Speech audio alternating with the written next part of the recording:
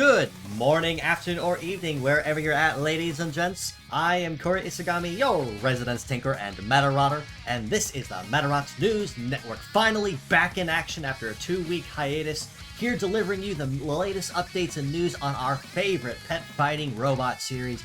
Man, oh man, it is so nice to be back on the grind, ladies and gentlemen. I do have to also apologize for that unexpected leave of absence over the last couple weeks, which unfortunately did cost me a 4-year straight streak, and I am still just a little salty about that, my friends, but unfortunately things do happen, and I have it all taken care of. I've got a new rig up and running, lots stronger than my previous one, so I highly expect this one will be carrying me for a while. But I will go on for that just a little bit to kind of explain the situation a little deeper in the episode and just kind of explain what happened over the course of this absence for those that are out of the loop. But that is neither here nor there at this time. As far as what to expect is with this first week of my return here with Medarot S, it is going to be a rather nice little, I'd say kind of a slow week, or kind of a nice little rest week, as we see the introduction of not one, but 2 identical twin maids in the MID series as successors and continuations of that line, designed by the legendary Yoshizaki Mine, who not only also designed Koga Sanjo for Meta Survivor, but also is the author of the everyone's well-known Kemono friends. But with that being said, let's go ahead and jump right into what was officially announced for this week, starting with the gacha banners and who to expect in this week's first lineup. Now, we're actually going to be getting both twins, it looks like here, one right after the other on the same week. The first twin of the two is MID-04 Solan Shira, with a kit of Plant Seed, Hyper Effect Clear, Range Claw, Biped Legs, and the leg ability of Breakneck. Right behind her, we also have her identical twin, MID-05 Lunan Shira, with a kit of Sanctuary, Glitch Vulcan, Super Repair, Biped Legs, and the leg ability of Abscond.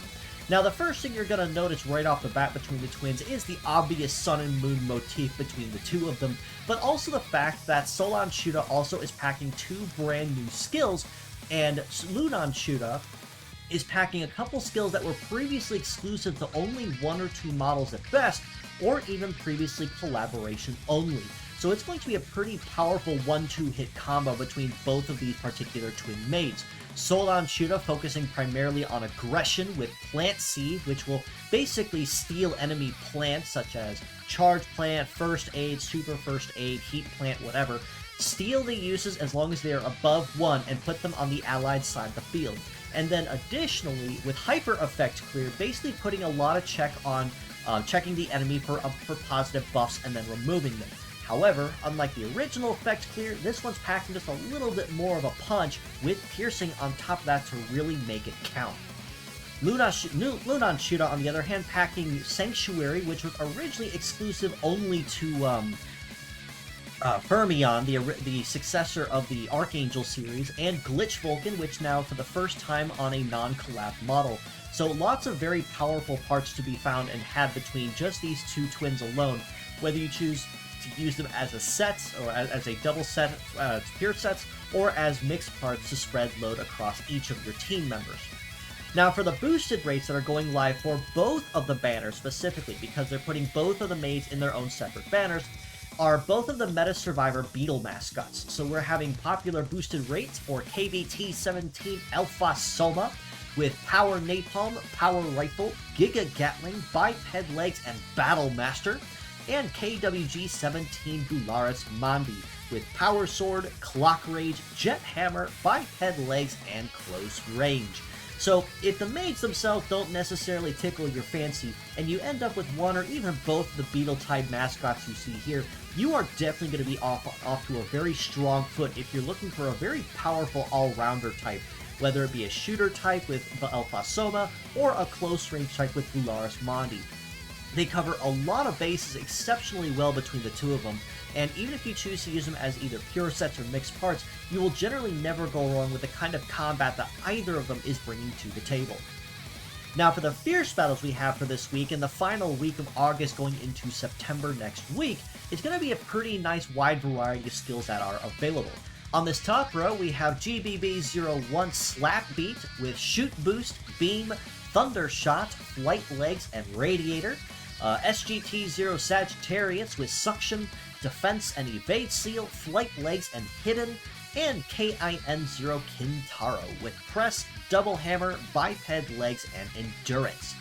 On the bottom row, we have TND-0 Tank Dunk with Napalm, Missile, Gatling, Tank Legs, and Bullet Rain, APL-01 Top Gunner with Radar Sight, Double Missile, Flight Legs, and Aim, and MDZ-0 Meduzard with Freeze, Sword, Counter Guard, Multi-Legs, and Payloader. So ultimately, it was kind of hard to pick an MVP of the week because, like I said, it is a very wide variety of skills, and there are a lot of very good parts to be found between all 6 models, even if not as pure sets. Slapbeat in particular for basically free access to Thunder Shot if you do need it in a pinch. Sagittarius for defense and evade seal if you want to kind of help guarantee that hits are going to land and crit, or even for hidden Dama on top of that for the leg ability.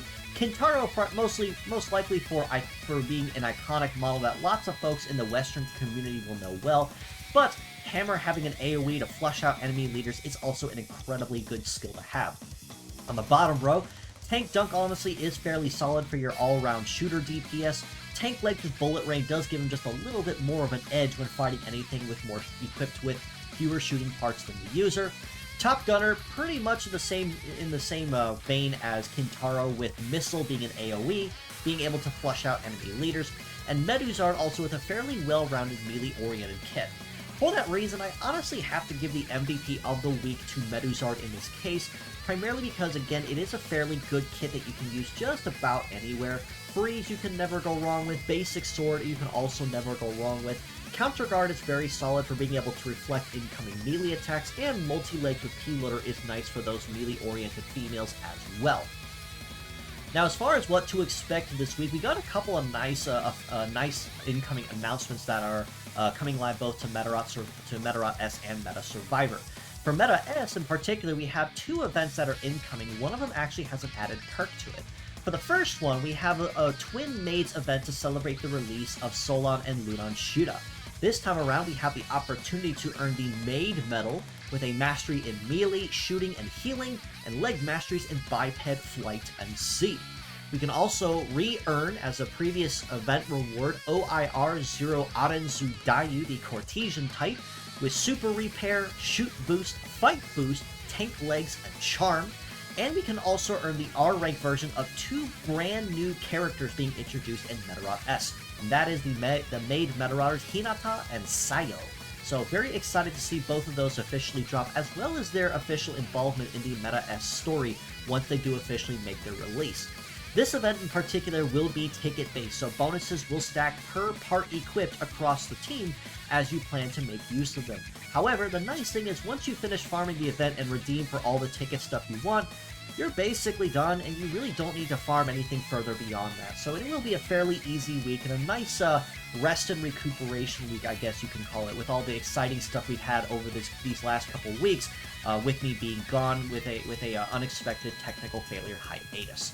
Now, that is not the only event that is ongoing this week, though. We do have another big one that is going live. They will be rerunning the Medarot 4, they will be running the Medarot 4 99 event that first debuted the mechanic, but they did also highlight that that event specifically will also be made a permanent addition to the event screen.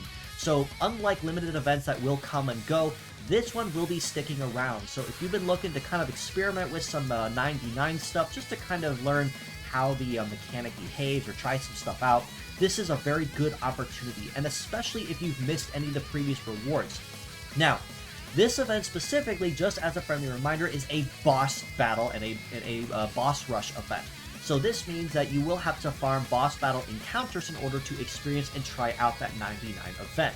Bonuses are essentially on a pure sets encouraged scale, so do make sure you keep that in mind as you are putting your teams together. Now, for Meta Survivor, however, it's going to be a fairly exciting week, albeit fairly light as well, with the introduction of both ASR 0 Spinag the Nog from Medarot DS, with a heavy emphasis on conditional damage plus, especially when under 50% HP. And we can also find KOL00 Suicide from Medarot Navi also joining Meta Survivor with an incredible emphasis on a high bulk, damage reduction, and EXP gained as well, and even damage plus on top of that as long as you're moving around the field with his MR skill. So ultimately, it is really, really nice to see both of these models officially hit Medarot S. And I've said it before and I'll say it again, I love the chibi style that they put together for both of these models. So I love seeing more and more art being done for these as well, so it's going to be very nice. The events themselves are going to be fairly light as well, nothing really new to expect, aside from a handful of other quality of life updates, such as a new run of Meta Pico Gacha, that second run of that, some extra quality of lives that will be added, such as a confirmation before rolling in gachas or anything else of the like. So, like I said, it's going to be fairly quiet aside from the introduction of Zero Suicide and Spanag Nog, but still exciting all the same. Now, one other thing before I do continue, as always, we are still always looking for translators to assist us with any current projects or endeavors, such as the Medarot 4 translation patch, or even with any of the manga translations. So if you are knowledgeable in coding or cleaning or Japanese and have some time on your hands, or if you know somebody that might be, you're more than welcome to reach out to us, join our Discord and ask around. We'll get you in touch with the right people. Alternatively, you are also more than welcome to donate to the cause with a link to Variant's crowdfunding below, where you can donate to the cause and we can commission to have some of those lines of text translated. And that'll take a major load of stress off of the translator so they can focus more on cleaning and typesetting to kind of make everything work nice and ease some of the load. Again, you can donate to the cause either with time and effort or with money. We appreciate either, or even just spreading word of mouth also is greatly appreciated. Now, a lot of folks out of the loop might be wondering where I've been over the last couple of weeks. Well, let's just say that my hiatus was entirely unexpected nor anticipated, and to be completely honest, I was not happy one bit over it.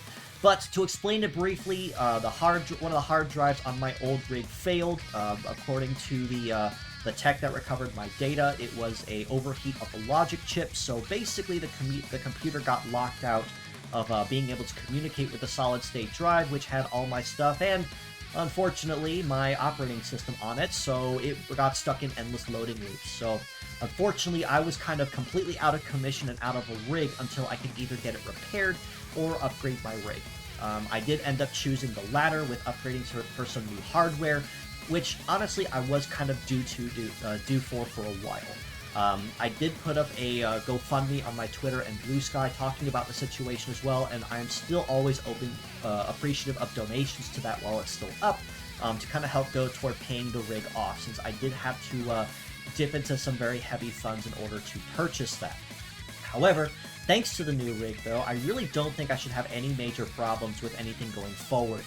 Whether that be with streaming games, running anything else, or even anything high-end for a while. So I am very hopeful this rig will be carrying me. But as a somber farewell to my old rig, as you see here, this poor baby has been serving me faithfully ever since 2017. So it's honestly kind of bittersweet to be able to say farewell to the old rig.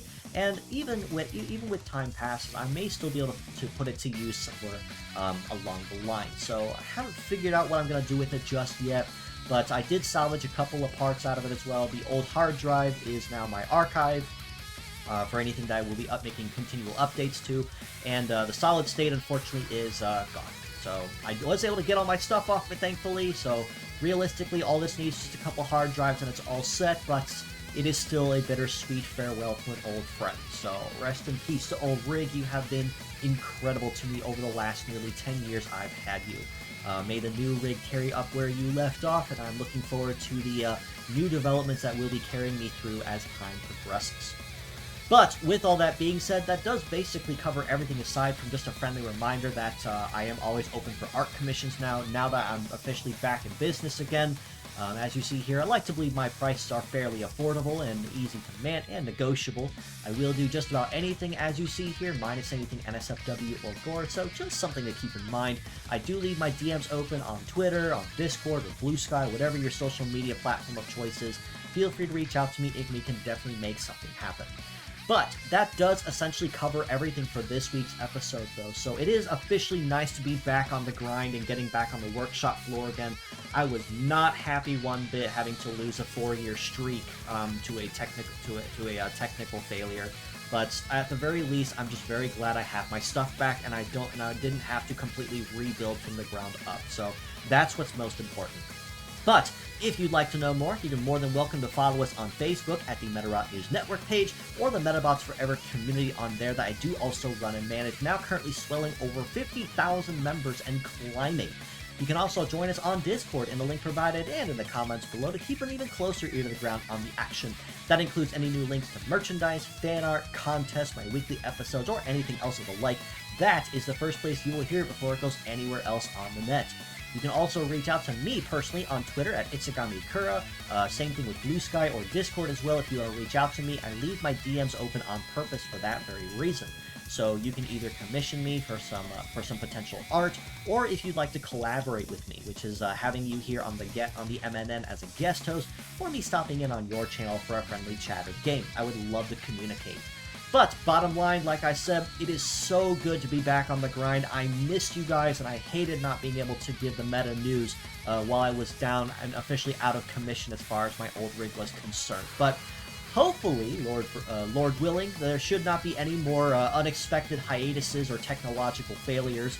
At least I would hope so. Everything in my new rig is brand new out of the box. I had to put it all together myself. But with all that being said, as always, I do appreciate you all for stopping in, just as you always do. And until next time, this is your host, Kura Isagami of the Medarot News Network, signing out.